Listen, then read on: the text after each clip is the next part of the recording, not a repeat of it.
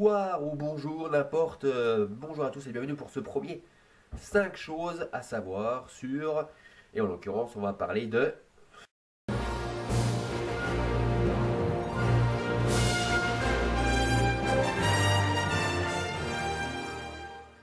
Eh oui, Jurassic Park. Alors on adore tous Jurassic Park, enfin du moins les générations anciennes, enfin... Parce que maintenant pour les petits merdeux, il y a Jurassic World hein, qui n'a rien à foutre là. Et qui pour moi ne vaut pas bien évidemment Jurassic Park. Donc voilà. Voici 5 choses sur Jurassic Park que vous ne savez pas, donc, ou peut-être, j'en sais rien.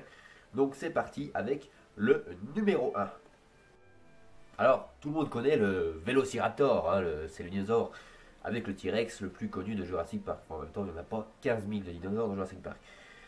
Alors le raptor est en fait, eh ben, c'est pas un raptor, enfin c'est le dinosaure qui a été fait dans Jurassic Park était en réalité une autre espèce plus proche du Deinonychus. Alors voilà, Deinonychus c'est un nom très scientifique. Et donc voilà, c'est ce dinosaure qui est représenté dans Jurassic Park. Donc voilà, c'est à peu près la même taille que le Deinonychus. Le raptor était pas plus haut qu'un poulet. Voilà. Donc ça ferait moins le malin à mon avis. Ça ferait la taille d'un poulet. Voilà. Mais bon, le seul problème c'est que imaginez cette scène dans Jurassic Park.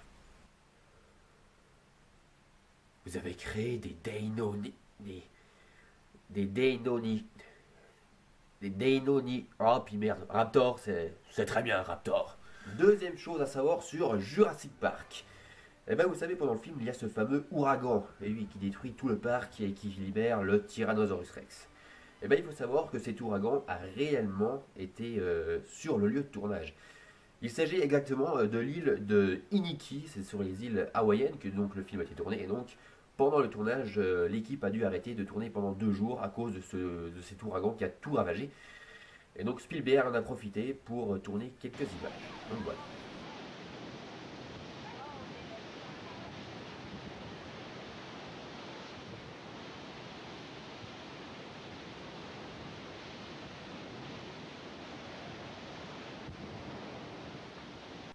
Numéro 3, voici cette scène.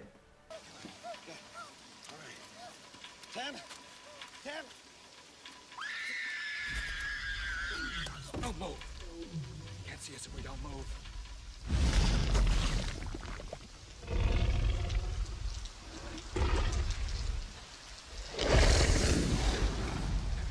Monsieur Alan Grant dit que le T-Rex est basé sur le mouvement. Et ça, c'est des grosses conneries. Il faut savoir que le tyrannosaure était le dinosaure à l'odorat le plus développé de l'histoire des dinosaures. Il pouvait renifler une proie à 15 km/h. Alors, qu'il ne voit pas sa proie ou pas, il s'en bat les couilles. Son odorat faisait le reste. Numéro 4, les théropodes ont des plumes. Alors il faut savoir que tout ce qui est théropode, c'est toute la famille des carnivores, enfin à 2 pattes, qui marchent sur 2 pieds. Donc T-Rex, Raptor, Utahraptor, Deinonychus. Et donc, des découvertes récentes ont démontré que ces animaux avaient des plumes. Et oui, ça casse le mythe un sacré coup. À la place d'un gros dinosaure écailleux, on a une espèce de grosse dinde avec des plumes. Et donc, ce que dit le gamin dans Jurassic Park au début, c'est pas faux. C'est juste comme une grosse dinde. Une dinde, hein? Oui, car il faut savoir que nos chers amis à plumes, les pigeons, le moineau, jusqu'à l'aigle royal, eh ben, descendent tous des dinosaures. Et oui, c'est prouvé maintenant. Donc à l'époque de Jurassic Park, on ne savait pas encore trop cette théorie. On imaginait encore des gros lézards, dandinants, tout ça. Et d'ailleurs, Jurassic Park est le premier film à mettre les dinosaures dans une autre valeur, donc à mettre dans leur valeur eh ben, qu'ils étaient, donc c'est-à-dire des animaux un peu plus bipèdes qui arrivaient bien à bouger et non à être des gros patos comme étaient imaginés les livres à l'époque et les premiers films de dinosaures. Donc voilà. Et regardez ces petits os en demi-lune à cette attache. C'est pas étonnant que Siloustique ait appris à voler. Non, sérieusement. Bon.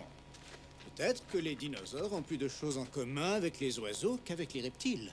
Regardez cet os pubien, tourné vers l'arrière, comme un oiseau. Regardez les vertèbres, pleines de poches d'air et de cavités, comme un oiseau. Et même le mot raptor veut dire oiseau de proie. Ça n'a pas l'air. Tout le monde s'en fout. Et donc en gros, si vous croisez un pigeon, et ben en fait c'est un dinosaure. Voilà. L'oiseau est un dinosaure. Tout le monde s'en fout. Et enfin, cinquième et dernière chose, on va parler des effets spéciaux de Jurassic Park. Alors il faut savoir que sur ce film qui dure presque 2 heures, il n'y a seulement que 8 minutes d'effets spéciaux. A la base, les dinosaures devaient être faits en stop motion. En stop motion, c'est quoi? C'est comme dans les tout premiers films de dinosaures, King Kong, ailleurs, dinosaures, où ce sont des espèces de pâtes à modeler, où on bouge mouvement par mouvement. Vous imaginez le temps que ça prend. Et cette méthode a été donc arrêtée en 1993 grâce à la société ILM. ILM qui est la société qui a créé George Lucas à l'époque de Star Wars.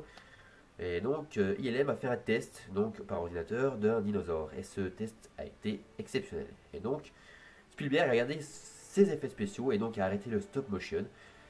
Et c'est donc pour ça que Jurassic Park a révolutionné les effets spéciaux grâce à ce film. Et donc le reste, ce sont bien évidemment des animatroniques, et c'est donc ça qui fait le charme de Jurassic Park. On va pas parler de Jurassic World, hein, parce que je les ai ici. Hein, avoir un budget énorme et mettre quasiment aucun animatronique, alors là je dis fuck. Voilà, gros fuck. Et Jurassic Park restera le numéro 1 des films de dinosaures. Voilà, Jurassic World, je te pisse au cul. Voilà, c'est dit. C'est vraiment un gros tas de merde. Et donc, à une prochaine pour un nouveau 5 choses à savoir sur. Voilà, salut!